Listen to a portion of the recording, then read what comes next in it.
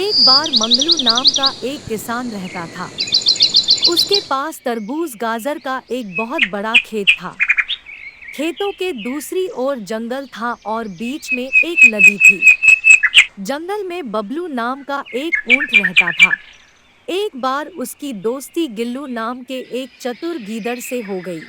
वह दोनों जंगल में साथ साथ घूमते थे। एक बार घूमते घूमते गीदड़ दूर निकल आया। तभी उसने नदी के उस पार एक गाजर और तरबूज का खेत देखा, किंतु नदी बहुत बड़ी थी। वह उसे पार नहीं कर सकता था। इसलिए गिल्लू अपने मित्र ऊंट के पास चला गया और कहा कि मित्र, मैंने तुम्हारे लिए अभी अभी एक तरबूज का खेत देखा है। हम वहां जाकर बहुत ही स्वादिष्ट चीजें खा सकते हैं। ऊंट ने गीदड़ की बात मान ली और दोनों नदी की ओर चल दिए। कुछ देर बाद जब दोनों नदी के किनारे पर पहुंच गए, तो गिल्लू गीदड़ ने कहा कि तुम मुझे अपने ऊपर बैठा लो, मैं इस नदी को पार नहीं कर सकता। ऊंट ने गीदड़ को अपनी पीठ पर बैठा लिया और दोनों नदी पार करने लगे। कुछ देर बाद दोनों किसान के खेत में पहुंच गए। शाम का समय हो चला था। मंगलू किसान अपने घर चला गया था। उसका घर उसके खेत के पास ही में था। उधर खेत में ऊंट और गीदड़ ने खूब उत्पात मचा रखा था।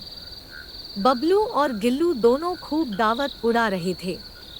दोनों ने किसान की बहुत सी फसल खा ली थी।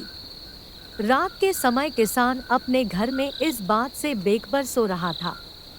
खूब सारे तरबूज और गाजर खा लेने के बाद जब गिल्लू गीदड़ का पेट भर गया, तो अपनी आदत के मुताबिक वह रात में हाउल यानी चिल्लाने लगा।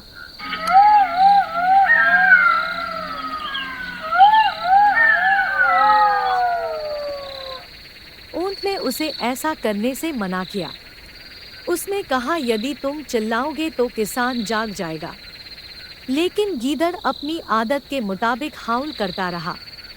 आवाजें सुनकर किसान जाग गया। रात में वह गीदड़ को तो नहीं देख पाया, लेकिन ऊंट साफ दिख रहा था। मंगलू किसान तुरंत डंडा लेकर ऊंट की तरफ दौड़ा।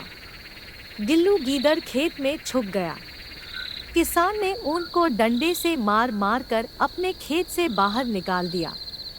गीदड़ भी चुपके से खेत से बाहर आ गया।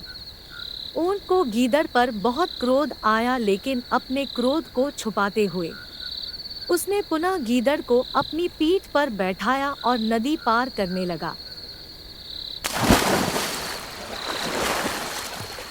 नदी के बीचों बीच पहुंचकर ऊंट ने गीदड़ से कहा कि मित्र, मेरा इसी वक्त स्नान करने का मन हो रहा है।